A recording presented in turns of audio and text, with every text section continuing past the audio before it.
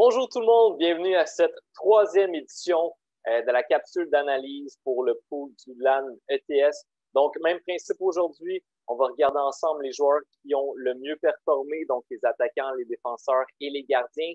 On va voir également les équipes, donc le classement des équipes. On va terminer avec les blessés. Donc, j'ai encore une fois quelques suggestions à vous faire à ce niveau-là. Et on va voir ensemble comment va se passer la deuxième période d'échange. Et j'ai un petit quelque chose pour vous également en vue de la dernière capsule d'analyse qui va avoir lieu la semaine prochaine. Donc, on débute tout de suite avec le top 5 des attaquants. C'est encore Alex Ovechkin qui domine le tout avec 83 points. C'est 12 points d'avance sur Patrick Kane qui est au deuxième rang. Donc, une saison extraordinaire de son côté. Je l'ai dit devant Patrick Kane qui, lui, a 71 points, tout comme Evgeny Kuznetsov, donc le centre de Alex Ovechkin. On en a discuté la semaine dernière.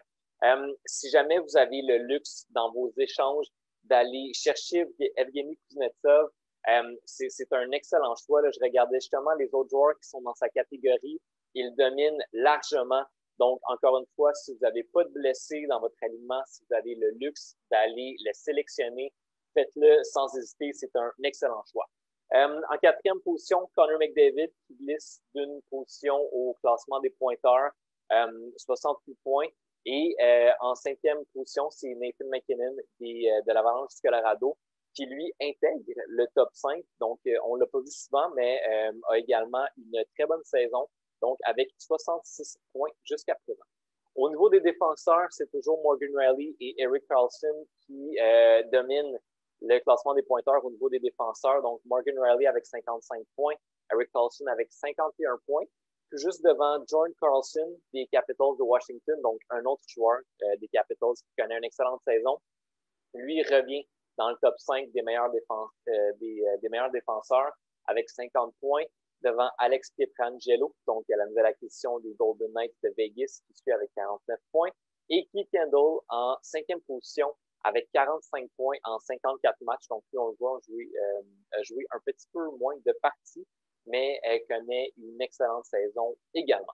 Au niveau des gardiens, donc top 5, Ben Bishop qui prend le premier rang avec 60 points, tout juste devant Carey Price. J'ai une grosse nouvelle à vous annoncer sur Carey tout à l'heure, donc je vais revenir. En troisième position, c'est Connor Hellebuyck, donc qui intègre le top 5, était blessé en début de saison, mais revient au jeu avec une fiche très impressionnante de 25 victoires en 37 matchs joués avec 3 blanchissages. C'est excellent de son côté. Donc, depuis son retour de blessure, le joue très, très bien. En quatrième position, c'est Andrei Vasilevskiy du Lightning de Tampa Bay, qui, avec 51 points, connaît également une excellente saison. Et tout juste devant John Gibson des Ducks d'Anaheim, qui suit avec 50 points. Si on se tourne du côté du top 5 des équipes, donc c'est toujours les Flyers de Philadelphie qui sont au sommet avec 85 points, 5 points d'avance devant les Capitals de Washington, donc c'est excellent. Suit les Maple Leafs de Toronto également avec 80 points. Les Jets de Winnipeg en quatrième position avec 78 points. Donc, on vient d'en discuter avec Connor Hellebuyck. Donc, les Jets de Winnipeg ont une excellente saison également. Font très bien avec 78 points. Même total de points que les Panthers de la Floride. Donc, on le voit là, au niveau du top 5. Les Jets et les Panthers ont fait un grand bond au classement. Donc, c'est deux équipes qui font très, très bien. On ne voit pas le Canadien, mais ne vous inquiétez pas, nos Glorieux sont au 6e rang, donc qui poursuivent sur leur lancée. Je vous ai parlé de Carey Price, donc on va le voir tout de suite là, au niveau des blessés. Je vais commencer par lui parce que c'est la blessure la plus importante. Donc, Carey Price va manquer le restant de la saison. Donc, c'est sûr que c'est une blessure majeure pour le Canadien de Montréal. Donc, je l'ai marqué dans mes conseils de l'analyste. Échangez-le. Si vous l'avez, Carey Price ne vous est plus d'aucune utilité. Donc, échangez-le.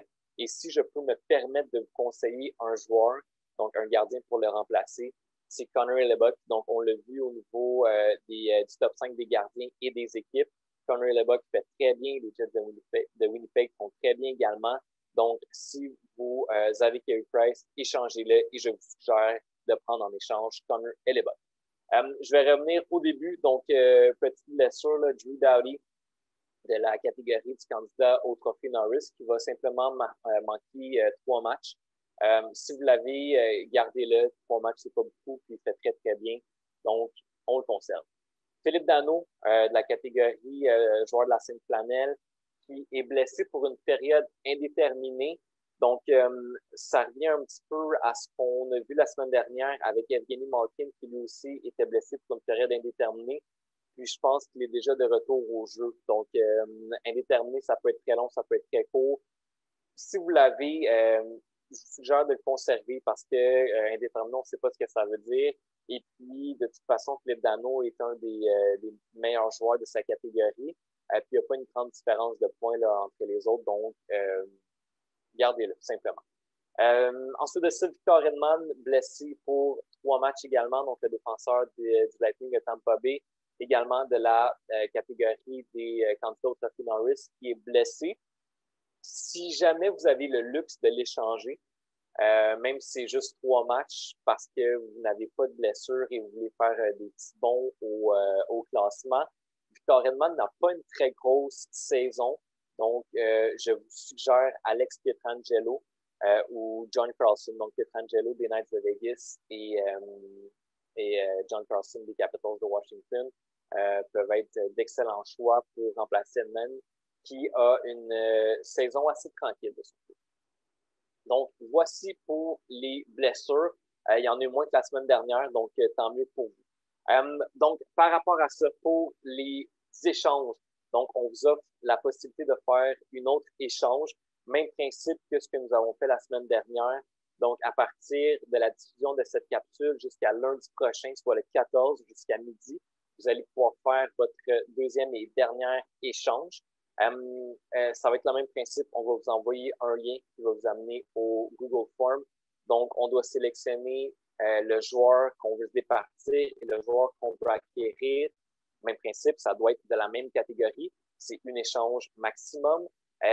Et puis, vous allez avoir le point, en fait, le total des points pour la dernière période de simulation. Donc, c'est pas rétroactif. Vous allez avoir les points pour la 4e simulation jusqu'à la fin de la saison, évidemment. Sinon, au niveau de la diffusion des classements et tout, même principe sur notre site web, on met le classement des couleurs, des équipes, des joueurs et des joueurs par bracket. Et par courriel, on va vous envoyer une panoplie de stats aussi plus complète pour que vous puissiez faire un choix éclairé. Vous avez été plusieurs couleurs à faire un échange la semaine dernière, donc pour que, même chose pour la dernière période de simulation, pour que vous puissiez faire le meilleur choix possible. N'hésitez pas à consulter les documents qu'on vous envoie. Je vous ai parlé d'une petite surprise au début, donc on rajoute quelque chose là, pour pimenter un petit peu le pool.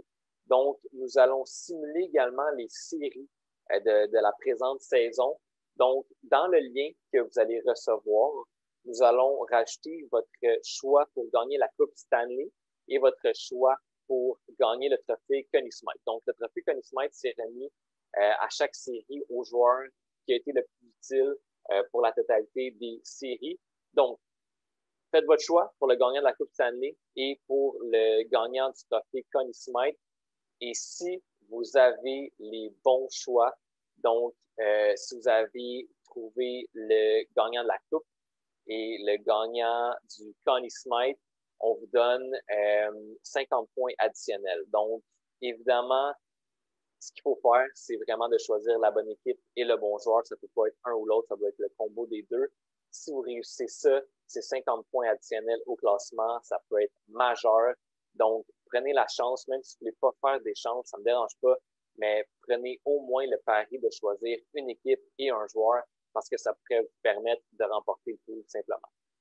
Donc, si vous avez des questions, n'hésitez pas à répondre au courriel, n'hésitez pas à commenter la publication, ça va me faire plaisir de vous aider.